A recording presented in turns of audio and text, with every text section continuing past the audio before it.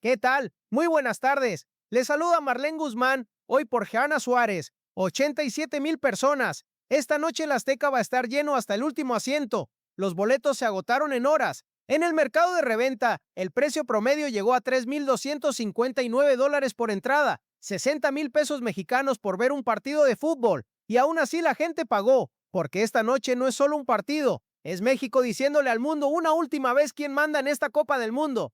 Mientras tanto, a 2 horas de vuelo al norte, hay estadios de Estados Unidos que esta semana no han llegado ni al 70% de ocupación. Estadios que costaron miles de millones de dólares en renovaciones. Estadios que Trump prometió que iban a ser el centro del mundo. Vacíos. Eso es lo que nadie en Washington calculó cuando diseñó este mundial, que México no necesitaría los partidos finales para ganar la batalla más importante del torneo. Ya la había ganado antes de que empiece el pitazo. Hola, ¿qué tal? Muy buenos días, soy Mario Maldonado. Son las 7 en punto para entender por qué lo que está pasando esta noche en el Azteca es mucho más que un partido de fútbol. Hay que entender primero cómo se repartieron los partidos de este mundial. ¿Y por qué esa repartición, que en el papel parecía una victoria total para Estados Unidos, se convirtió en realidad en su mayor problema? Cuando la FIFA diseñó el calendario del Mundial 2026, los números favorecían claramente a Estados Unidos. 78 partidos de los 104 del torneo se jugarían en suelo estadounidense. México solo recibiría 13, Canadá el resto. La lógica era simple. El país más grande, con más estadios, con más infraestructura y con más dinero, se quedaría con la mayor parte del pastel. Y sobre el papel, esa lógica era impecable. Más partidos significa más turistas significa más dinero significa más prestigio internacional. Esa era la ecuación que Washington había diseñado meses antes de que rodara el primer balón. Pero hubo algo que ese cálculo no contempló, que la cantidad de partidos no determina la calidad de la experiencia, y que cuando los turistas internacionales empezaron a comparar lo que ofrecía México con lo que ofrecía Estados Unidos, la decisión fue inmediata y masiva. Por el precio de una noche en un hotel estándar de Dallas o de Houston, un aficionado que llegó desde Europa podía alojarse 3 noches en Ciudad de México en un hotel de primer nivel, con desayuno, con transporte al Zócalo incluido, con una ciudad que lo recibía como si llevar viajeros al corazón de México fuera algo que lleva haciendo 5 siglos, porque así es exactamente. Y eso se tradujo en números que Washington no esperaba ver publicados en ningún informe oficial. Los hoteles de las ciudades sede estadounidenses reportaron reservas por debajo de sus previsiones en el 80% de los establecimientos. 80%, no un hotel, no una ciudad. El 80% del sector hotelero del país anfitrión principal en pleno mundial. Eso significa habitaciones vacías en Atlanta. Eso significa restaurantes con mesas libres en Filadelfia. Eso significa comerciantes en Seattle que invirtieron en mercancía oficial del Mundial y que ahora la tienen acumulada en sus almacenes. Mientras eso ocurría al norte, México registraba niveles de ocupación hotelera de hasta el 95% en días de partido.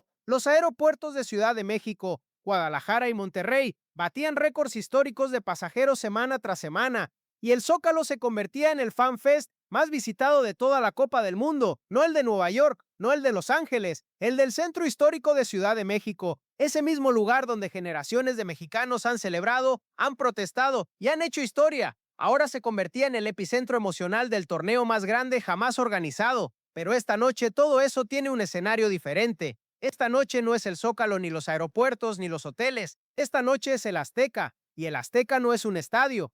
Hay recintos deportivos que se construyen para albergar partidos y hay estadios que se construyen para hacer historia. El Azteca pertenece a la segunda categoría desde el primer día que abrió sus puertas en 1966. Es el único estadio del mundo donde jugó Pelé en una final de Copa del Mundo. Es el único estadio del mundo donde Maradona marcó el gol del siglo y también la mano de Dios en el mismo partido. Es el único estadio del mundo que ha albergado 3 inauguraciones mundialistas: 1970, 1986 y 2026. Ningún otro recinto deportivo del planeta puede decir lo mismo. Ni Wembley, ni el Maracaná, ni el Camp Nou, solo el Azteca. Y esa historia no se construye con presupuesto, se construye con décadas de momentos que se quedan grabados en la memoria colectiva de la humanidad.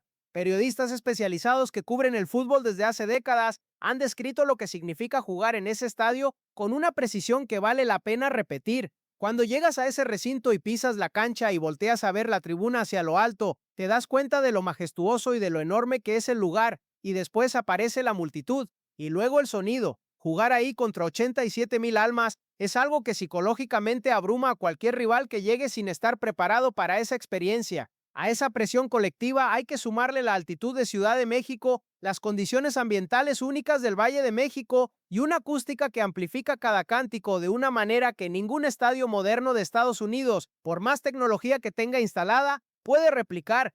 Cuando 87,000 personas entran a ese recinto esta noche y empiezan a cantar, el sonido que producen no es el ruido de una afición que anima a su equipo, es el rugido de un país que sabe exactamente lo que significa estar en ese lugar, en ese momento histórico. Los turistas internacionales que pagaron 60,000 pesos por estar ahí esta noche no lo hicieron porque no tuvieran otra opción. Lo hicieron porque entendieron que hay partidos de fútbol y hay momentos, y el Azteca esta noche es un momento, del tipo que no se repite, del tipo que la gente cuenta durante el resto de su vida en cenas familiares y reuniones de amigos. Y mientras eso ocurre en Ciudad de México, en los despachos de Washington, hay una conversación que nadie quiere tener en público, pero que todos están teniendo en privado. La pregunta de por qué el país que organizó 78 de los 104 partidos del mundial más grande de la historia no logró convertirse en el protagonista emocional del torneo, de por qué las imágenes que dieron la vuelta al mundo no salieron de los estadios de Texas ni de California, sino del Azteca, del Zócalo, de los mercados de Guadalajara,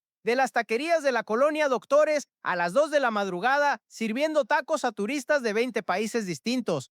La respuesta es incómoda para Washington, pero es la única respuesta que tienen los datos. No se puede comprar la autenticidad con dinero.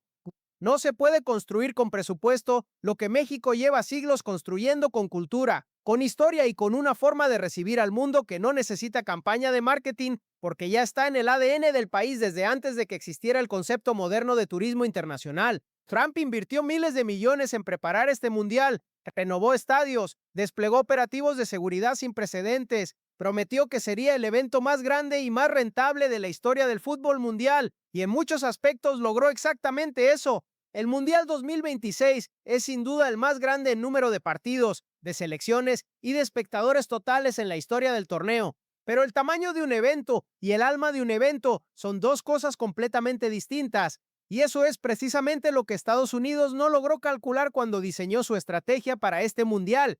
Pensemos por un momento en lo que va a quedar en la memoria colectiva cuando termine este torneo, cuando dentro de 20 años alguien recuerde dónde estaba durante este mundial. Lo que va a recordar no es un estadio de la NFL reconvertido para el fútbol con césped artificial cubierto de pasto sintético. Va a recordar el Azteca rugiendo bajo el cielo de Ciudad de México. Va a recordar el Zócalo iluminado con pantallas gigantes y miles de personas cantando el himno nacional al mismo tiempo. Va a recordar haber comido tacos a las 3 de la mañana en una esquina de la colonia Roma con gente de 20 países distintos que no se conocían 2 horas antes y que de repente eran amigos porque el fútbol y México habían hecho exactamente eso que ningún manual de organización de eventos sabe explicar, pero que todo el mundo reconoce instintivamente cuando lo vive en carne propia. Eso es lo que Estados Unidos no pudo comprar con todos sus miles de millones de dólares de inversión. Y eso es exactamente lo que México ofreció de forma completamente gratuita, simplemente siendo lo que siempre ha sido.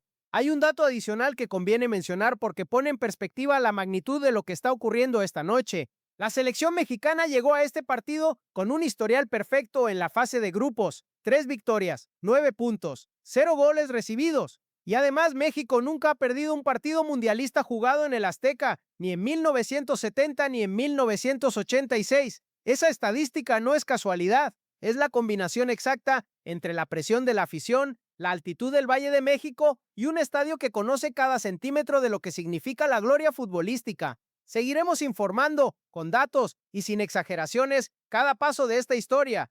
¿Creen que el Azteca esta noche va a demostrar una vez más por qué México es el verdadero corazón emocional de este mundial, aunque Estados Unidos tenga todos los partidos decisivos de las siguientes rondas? Déjenlo en los comentarios. Queremos leer su opinión. Si este análisis les sirvió, suscríbanse al canal de Pulso México para no perderse ningún episodio.